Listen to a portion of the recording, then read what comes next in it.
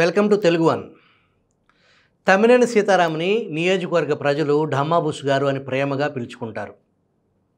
ఢమ్మాబూసు అంటే ఉత్తమాటలే చేతలు ఉండవు అని అర్థం.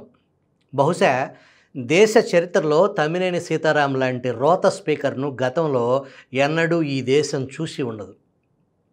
రాష్ట్రంలో ఇప్పటివరకు జరిగిన శాసనసభ ఎన్నికల్లో సభాపతిగా విధులు నిర్వహించి మళ్ళీ ఎన్నికల్లో పోటీ చేసిన చాలామంది అభ్యర్థులకు పరాజయమే ఎదురైంది.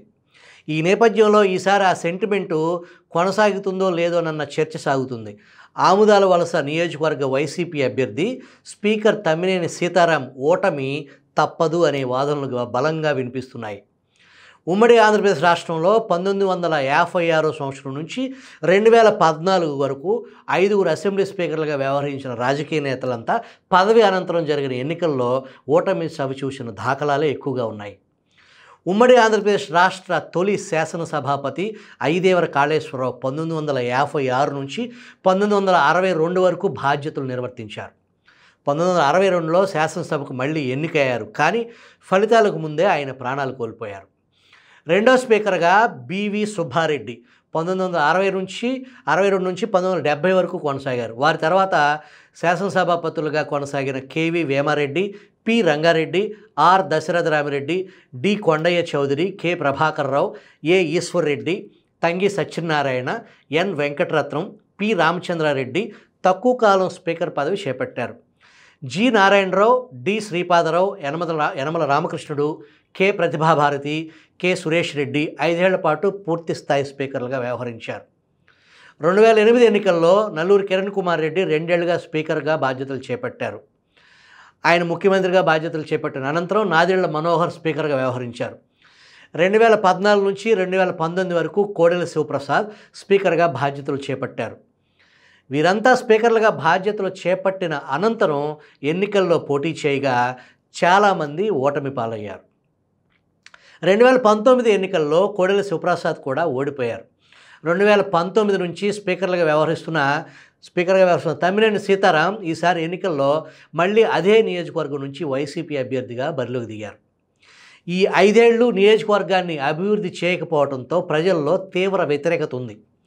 ఈ నేపథ్యంలో ఈసారి ఆయన ఓటమి తప్పదని, స్పీకర్ల ఓటమి సెంటిమెంటు కొనసాగటం ఖాయమని విశ్లేషకులు పేర్కొంటున్నారు. రాజ్యాంగబద్ధమైన పదవిలో ఉన్న ఆముదాల వలస నియోజకవర్గాన్ని కనీస స్థాయిలో పట్టించుకోకపోవటం, ఇచ్చిన హామీలేవీ నెరవేర్చకపోవడంతో స్పీకర్ తమ్మినేని సీతారాం తీరుపై ప్రజలు గుర్రుగా ఉన్నారు.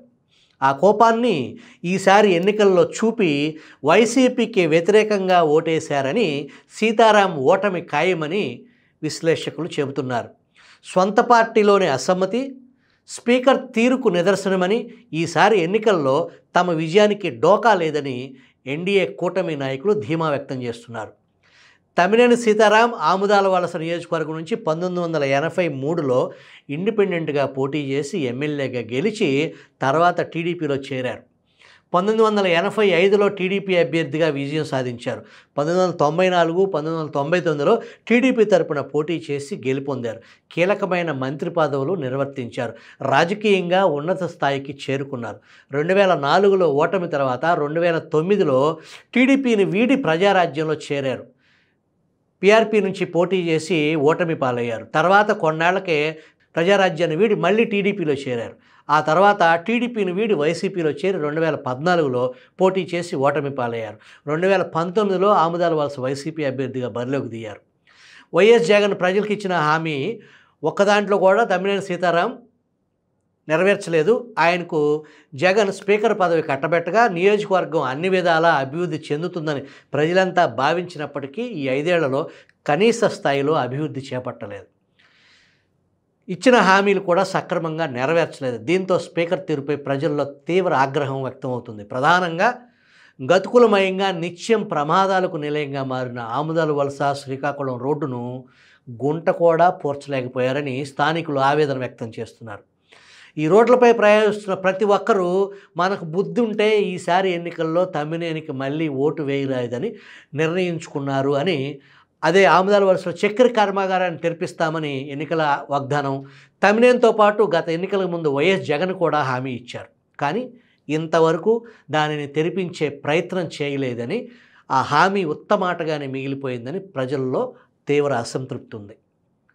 స్పీకర్ అంటేనే రాజ్యాంగబద్ధమైన పదవి, ఆచితూచి మాట్లాడే పదవి, ఆ పదవికి గౌరవాన్ని వన్నెను తేవాలి, కాపాడాలి. కానీ తమ్మినేని ఈ విషయంలో స్పీకర్ కంటే తాను ఆముదాల వలస ఎమ్మెల్యేనని చెప్పుకుంటూ తన స్థాయిని తగ్గించుకునేవారు.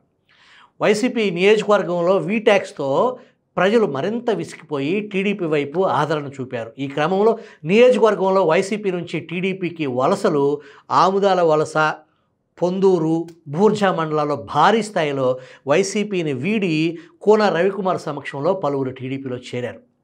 దీంతో తమ్మినేని సీతారాం ఓటమి ఖాయమన్న మాటలు ఎన్నికల ముందు నుంచి వినిపిస్తున్నాయి. ఇప్పుడు మరింత జోరందుకున్నాయి. స్పీకర్ గెలుపుపై వైసీపీ నాయకుల్లోనూ అనేక సందేహాలున్నాయి. కొడాలి నాని, జోగి రమేష్, అంబటి రాంబాబు, రోజా మాదిరి లాగానే ప్రతిపక్షాలపై స్పీకర్ స్థానంలో ఉండి తీవ్ర విమర్శలు చేసేవారు. గౌరవప్రదమైన స్థానంలో ఉన్న చంద్రబాబును తిట్టేందుకు వెనకడుగు వేయలేదు. గతంలో టీడీపీలో కీలక పదవులు పొందినా అవన్నీ మరిచి రాజకీయ విమర్శలు చేస్తూ, వ్యక్తిగత దోషణలు చేస్తూ మరింత చులకనయ్యారని పలువురు పేర్కొంటున్నారు. స్పీకర్ సీతారాం సొంత పార్టీ నేతల నుంచి అసంతృప్తిని మూటగట్టుకున్నారు. ఆముదాల వలస నియోజకవర్గంలో ఏకంగా 4 వర్గాలుగా వైసీపీ నాయకులు విడిపోయారు. ఇందులో కళింగ సామాజిక వర్గానికి చెందిన సువారి గాంధీ వైసీపీలో పదవులకు రాజీనామా చేసి తన వర్గంతో వేరుకుంపటి పెట్టారు. ఇండిపెండెంట్గా ఎన్నికల్లో పోటీ చేశారు. ఈ క్రమంలో వైసీపీ ఓట్లు కొంతమేరకు చీల్చి తమ్మినేని ఓటమికి సువారి గట్టిగా శ్రమించారని విశ్లేషకులు చెబుతున్నారు. వైసీపీ చేపట్టిన సర్వేలో కూడా ఆముదాల వలస నియోజకవర్గంలో అవినీతి, అసంతృప్తి అధికమైందని వెల్లడైనట్లు సమాచారం. కానీ సరైన అభ్యర్థి లేక మళ్ళీ తమ్మినేని సీతారాంకే జగన్ టికెట్ కేటాయించి బరిలోకి దింపారు. వైసీపీలో వర్గ విభేదాలు ఒకవైపు ఉండగా మరొక వైపు టీడీపీతో పాటు జనసేనకు కూడా ఓటు బ్యాంకు పెరిగింది. ఈ క్రమంలో గత ఎన్నికల్లో 9.33% ఓట్లతో ఓటమి పాలైన టీడీపీ అభ్యర్థి కోన రవికుమార్ ఇప్పుడు భారీ మెజార్టీ లభిస్తుందని పలువురు పందాలు కాస్తున్నారు. ఈసారి కోన రవికి మంత్రి పదవి ఖాయమని మరికొందరు బెట్టింగులు వేస్తున్నారు. ఫలితాల కోసం మనం మరొక 13 రోజులు వేచి ఉండాల్సిందే.